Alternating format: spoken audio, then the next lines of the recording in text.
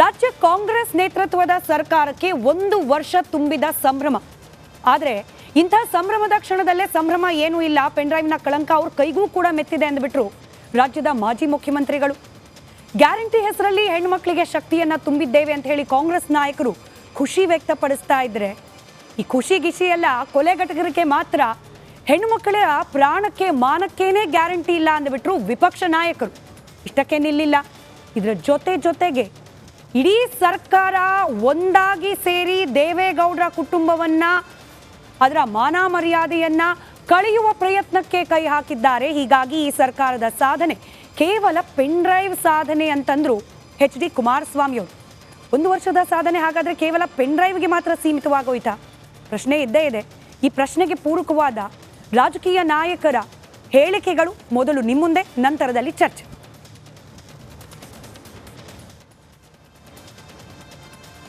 ನಮ್ಮ ಸರ್ಕಾರ ಬಂದು ಇವತ್ತಿಗೆ 1 ವರ್ಷ ತುಂಬಿದೆ. 2023 ಮೇ 20ನೇ ತಾರೀಕು ನಾವು ಪ್ರಮಾಣ ವಚನ ಸ್ವೀಕಾರ ಮಾಡಿ ಲೋಕಸಭಾ ಚುನಾವಣಾ ನೀತಿ ಸಂಹಿತೆ ಇರೋದ್ರಿಂದ ನಾವು 1 ವರ್ಷದ ಸಂಭ್ರಮಾಚರಣೆಯನ್ನ ಮಾಡಲಿಕ್ಕೆ ಆಗಲಿಲ್ಲ. ಕೊಲೆಗಡಕರಿಗೆ ಹರ್ಷ. 1 ಇಯರ್ ಖಜಾನೆ ಫುಲ್ ಕ್ಲಿಯರ್, ಖಾಲಿ. 1 ವರ್ಷ ಸಮಸ್ಯೆಗಳು 101. ಕಾಂಗ್ರೆಸ್ ಸರ್ಕಾರ ಬಂತು, ಜನರ ಮುಖದಲ್ಲಿ ಹರ್ಷ ಇಲ್ಲ. 1 ವರ್ಷ ಕಾಂಗ್ರೆಸ್ ಅವರು ಲೂಟಿಗೆ ಎಷ್ಟು ಕೋಟಿ.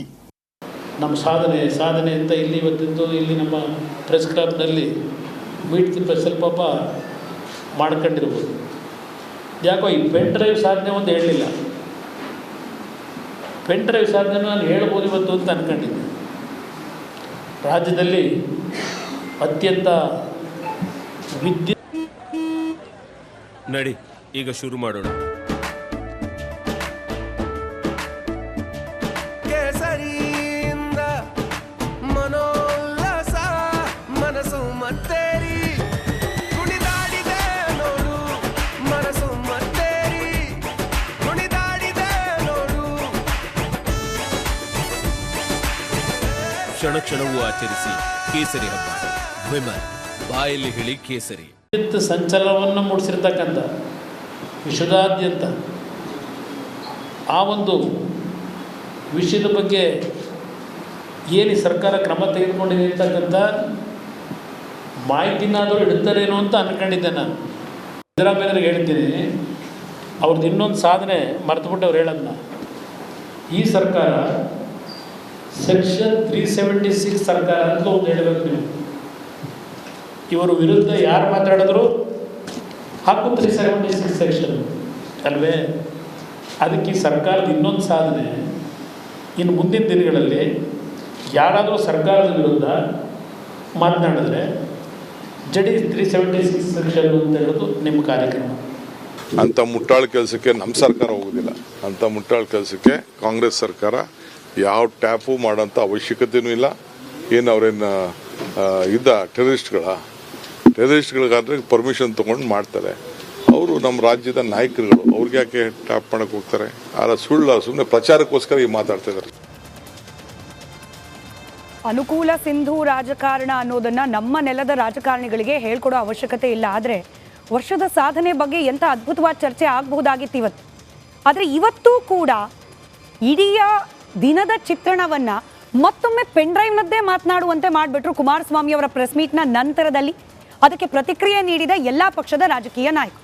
ಇವತ್ತಿನ ಮಹಾಭಾರತ ಚರ್ಚಾ ಕಾರ್ಯಕ್ರಮದಲ್ಲೂ ಕೂಡ ಇದನ್ನೇ ಮಾತನಾಡೋಣ. 1 ವರ್ಷದ ಸಾಧನೆ ಹಾಗಾದ್ರೆ ನೀವು ವೋಟ್ ಹಾಕಿ ಸುಭದ್ರ ಸರ್ಕಾರವನ್ನ ರಚನೆ ಮಾಡಿ ಕಳಿಸಿದ್ವಲ್ಲ, ಪೆನ್ ಡ್ರೈವ್ ಬಿಟ್ಟರೆ ಬೇರೆ ಏನು ಮಾಡಲೇ ಇಲ್ವಾ ಕಾಂಗ್ರೆಸ್ ಸರ್ಕಾರ? ಕೇಳೋಣ. ಪ್ರಶ್ನೆಯನ್ನ ಎದುರಿಸಲಿಕ್ಕೆ, ಉತ್ತರವನ್ನ ಕೊಡಲಿಕ್ಕೆ ಬಿಜೆಪಿ ವಕ್ತಾರರಾದ ಸಂಕೀರ್ತ್ ಅವರಿದ್ದಾರೆ, ಕಾಂಗ್ರೆಸ್ನ ವಕ್ತಾರರಾದ ನಟರಾಜ್ ಗೌಡ್ರಿದ್ದಾರೆ, ಆಮ್ ಆದ್ಮಿ ಪಕ್ಷದ ವಕ್ತಾರರಾದ ಡಾಕ್ಟರ್ ದಿನೇಶ್, ಹಾಗೆ ಹಿರಿಯ ಪತ್ರಕರ್ತರು ವಿಶ್ಲೇಷಕರು ಆದ ವಿನಾಯಕ್ ಭಟ್ ಅವರು.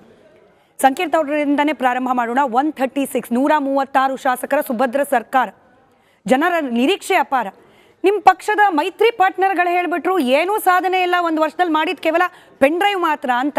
ಇದು ಜನರ ಮ್ಯಾಂಡೇಟಿಗೆ ಮಾಡ್ತಿರುವ ಅಪಮಾನ ಅಲ್ವಾ ಸಂಕೀರ್ತ್ ಅವರೇ? ನೋಡಿ, ಒಂದು ಕಾಂಗ್ರೆಸ್ ಸರ್ಕಾರಕ್ಕೆ ಜನ ನಂಬಿ ಅವರಿಗೆ ಒಂದು ಅವಕಾಶನ ಕೊಡಬೇಕು ಅಂತ 136 ಸ್ಥಾನಗಳನ್ನ ಕೊಟ್ಟಿದ್ದಂತೂ ನಿಜ, ಅದನ್ನು ಒಪ್ಕೋಬೇಕು. ಭಾರತೀಯ ಜನತಾ ಪಾರ್ಟಿಯ ಸೋಲನ್ನು ಮತ್ತು ಕಾಂಗ್ರೆಸ್ ಗೆಲುವನ್ನು ನಾವು ಒಪ್ಕೋಬೇಕು. ಆದರೆ ಅವರು ಸರ್ಕಾರಕ್ಕೆ ಬಂದ ಮೇಲೆ ಏನೇನು ಘೋಷಣೆಗಳನ್ನ ಮಾಡಿದ್ರು ಅದನ್ನು ಯಾವ ರೀತಿ ಅನುಷ್ಠಾನಕ್ಕೆ ತಂದರು ಅಂತ ಸ್ವತಃ ಅವರೇ ಸದನದಲ್ಲಿ ಮಾತಾಡಿರೋ ಒಂದು ರಿಪೋರ್ಟನ್ನು ನೋಡಿದ್ರೆ ಗೊತ್ತಾಗುತ್ತೆ. ಅದ್ರ ಬಗ್ಗೆ ಹೆಚ್ಚು ಮಾತಾಡಬೇಕಾಗಿಲ್ಲ. ಆದರೆ ಒಂದು ಸರ್ಕಾರ ಬಂದು 1 ವರ್ಷದಲ್ಲಿ ಬರ ಬಂತು, ಬರದಿಂದ ಪರಿಹಾರ ಬಂತು, ಇನ್ಪುಟ್ ಸಬ್ಸಿಡಿ ಕೊಡ್ತೀನಿ ಅಂತ ಹೇಳ್ತೀರಿ. ಈಗ ನೆಕ್ಸ್ಟು ಮಳೆಗಾಲ ಶುರುವಾಗುತ್ತೆ, ಸಪೋಸ್ ಅದೇನಾದ್ರು ಆಗದೆ ಇರಲಿ, ಹೆಚ್ಚು ಕಮ್ಮಿ ಆದರೆ ಅದ್ರದ್ದು ಏನು ಅದಕ್ಕೆ ಬ್ಯಾಕಪ್ ಪ್ಲ್ಯಾನ್ ಅನ್ನೋದು ಸರ್ಕಾರದ ಬಳಿ ಇಲ್ಲಿಗೂ ಇಲ್ಲ. 10 kg ಅಕ್ಕಿ ಕೊಡ್ತೀನಿ ಅಂತ ಹೇಳಿದ್ರು. 5 kg ಕೇಂದ್ರ ಸರ್ಕಾರದಕ್ಕೆ ಕೊಟ್ಟು ಇನ್ನು ಮಿಕ್ಕಿದ ದುಡ್ಡು ಕೊಡ್ತಾ ಇದ್ದೀವಿ. ಆ ದುಡ್ಡು ಕೂಡ ಸರಿಗೆ ಹೋಗ್ತಾ ಇಲ್ಲ. ಎಲೆಕ್ಷನ್ ಸಮಯದಲ್ಲಿ ಒಂದಷ್ಟು ಖಾತೆಗಳಿಗೆ ಹಾಕುವಂಥ ಕೆಲಸವನ್ನು ಮಾಡಿದ್ದಾರೆ. ಅದು ಬಿಟ್ಟರೆ ಗೃಹಲಕ್ಷ್ಮಿ ಅವ್ರದ್ದೇ ಸಚಿವರು ಹೇಳ್ತಾರೆ 1,31,00,000 ಜನಕ್ಕೆ ಕೊಟ್ಟಿದ್ದಾರೆ ಅಂತ. ಬಟ್ ನೀವು ಅಂಕಿಅಂಶ ತಗೊಂಡ್ರೆ 80 ಲಕ್ಷಕ್ಕೆ ಇನ್ನೂ ಅದು ದಾಟೇ ಇಲ್ಲ. ಈ ರೀತಿ ಸುಮಾರಷ್ಟು ಒಂದು ಆಶ್ವಾಸನೆಗಳನ್ನ ಕೊಟ್ಟು ಸರ್ಕಾರ ಗ್ಯಾರಂಟಿ ಮಾಡಕ್ಕಾಗ್ತಿಲ್ಲ, ಗ್ಯಾರಂಟಿ ಅನುಷ್ಠಾನ ಮಾಡಕ್ಕಾಗ್ತಿಲ್ಲ, ಪೆನ್ ಡ್ರೈವ್ ಮಾಡ್ತಾ ಕೂತ್ಬಿಟ್ರೆ ಹಾಗಾದ್ರೆ ಸಚಿವ ಸಂಪುಟದಲ್ಲಿ ನಾನು ಅದಕ್ಕಿಂತ ಮುಂಚೆ ಇನ್ನೂ 2-3 ವಿಷಯ ಹೇಳಬೇಕು. ಇವತ್ತು ಹೈನುಗಾರಿಕೆ ಸಂಸ್ಥೆ, ಯಾರು ಹೈನುಗಾರಿಕೆ ಮಾಡ್ತಾರೆ ಅವ್ರಿಗೆ ಸಬ್ಸಿಡಿ ಕೊಡ್ತಾ ಇಲ್ಲ.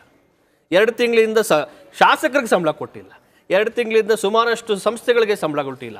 ಈ ರೀತಿ ಸರ್ಕಾರದ ಖಜಾನೆಯನ್ನು ಖಾಲಿ ಮಾಡ್ತಾ ಇದ್ದಾರೆ ವಿನಃ ಇವ್ರಿಗೆ ಫೈನಾನ್ಷಿಯಲ್ ಫಿಸಿಕಲ್ ಡಿಸಿಪ್ಲಿನ್ ಇಲ್ಲ. ಸರ್ಕಾರವನ್ನು 13 ಬಜೆಟ್ 14 ಬಜೆಟ್ ಮಾಡಿಸಿದಂಥ ಸಿದ್ದರಾಮಯ್ಯನವರೇ ಕೂಡ ಇವತ್ತು ಸರ್ಕಾರ ನಡೆಸೋದಲ್ಲಿ ವಿಫಲರಾಗಿದ್ದಾರೆ. ಇಡೀ ಸರ್ಕಾರ ಒಂದು ಗೃಹ ಸಚಿವರು, ಇವತ್ತು ನಾವು ಗೃಹ ಸಚಿವರನ್ನ ಏನಾದ್ರು ಪ್ರಶ್ನೆ ಮಾಡೋಕ್ಕೆ ಹೋದರೆ ಇವಾಗ ಅದಕ್ಕೆ ನಾವು ಕಠಿಣ ಕ್ರಮ ತಗೊಳ್ತೀವಿ ಹೇಳ್ತೀವಿ ಅಂತ ಹೇಳ್ತಾ ಇದ್ದಾರೆ ವಿನಃ ಇಲ್ಲಿವರೆಗೂ ಯಾವುದೇ ಕ್ರಮಗಳಾಗಲಿ ತಗೊಂಡಿಲ್ಲ. 3 ಸರಣಿ ಕೊಲೆಗಳಾಗ್ತಾ ಇದೆ, ಸರಣಿ ಹತ್ಯೆಗಳಾಗ್ತಾ ಇದೆ. ಇದ್ರ ಬಗ್ಗೆ ಏನು ಇವರು ಸರ್ಕಾರದ ಒಂದು ಕ್ರೆಡಿಬಿಲಿಟಿ ಏನು? ಇದ್ರ ಬಗ್ಗೆ ಇವ್ರು ಉತ್ತರ ಕೊಡಬೇಕಲ್ಲ. ಯಾರದೇ ಮನೆ ಮಕ್ಕಳಾದ್ರೂ ಮಕ್ಕಳೇನೆ ಕೊಲೆ ಆದಾಗ ಅವ್ರಿಗೆ ಇವರು ಅವ್ರ ಪರ ನಿಂತಿರುವಂತದ್ದು ಎಷ್ಟು ಮಾಡಿದ್ದಾರೆ?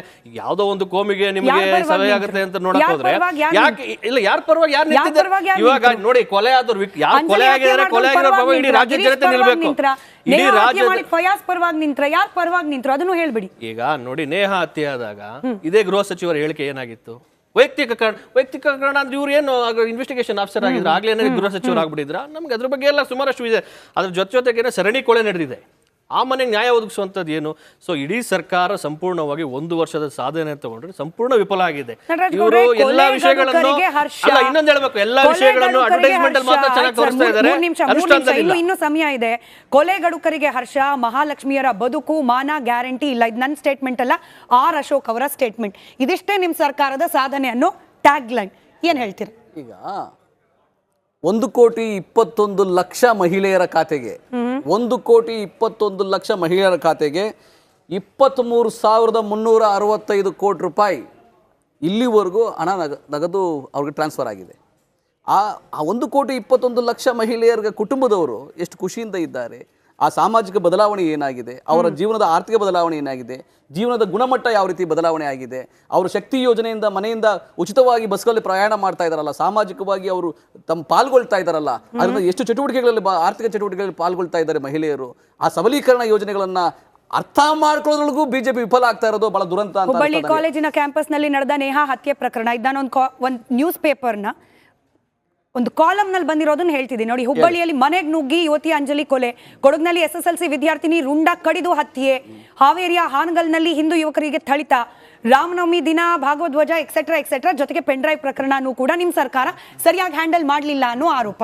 ಅಂದ್ರೆ ಈ ಪ್ರಕರಣಗಳಲ್ಲಿ ಸಂತ್ರಸ್ತರ ಕುಟುಂಬಸ್ಥರ ಆ ಸದಸ್ಯತ್ವದಲ್ಲಿರುವಂತಹ ಹೆಣ್ಣು ಮಕ್ಕಳು, ಅವರ ಹರ್ಷ, ಅವರ ಸಂತೋಷ, ಅದನ್ನು ಸೇರಿಸ್ಕೊಂಡು ನೀವು ಮುಂದುವರಿಸಿ ನೋಡಿ.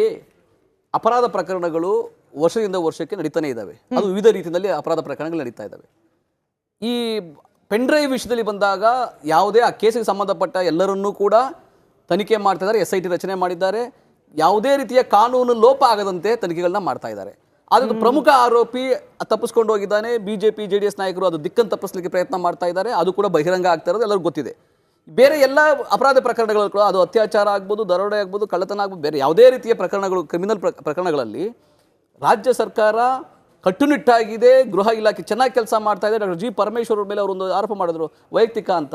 ಇವ್ರಿಗೆ ಗೊತ್ತಾ ವೈಯಕ್ತಿಕ ಅಲ್ಲ ಅಂತ? ಇವ್ರಿಗೆ ಗೊತ್ತಾ?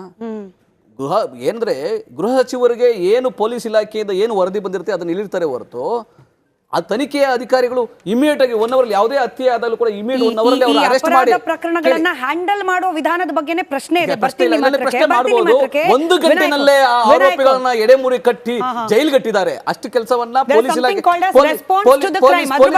ಪೊಲೀಸ್ ಕೆಲಸ ಚೆನ್ನಾಗಿ ಮಾಡ್ತಾ ಇದೆ. ಅದ್ರ ಮೇಲೆ ಆರೋಪ ಮಾಡಬೇಡ. ಪ್ರಕರಣಕ್ಕೆ ಸ್ಪಂದನೆ ನೀಡೋ ವಿಧಾನದ ಬಗ್ಗೆ ಕೂಡ ಪ್ರಶ್ನೆ ಮಾಡ್ತೀನಿ.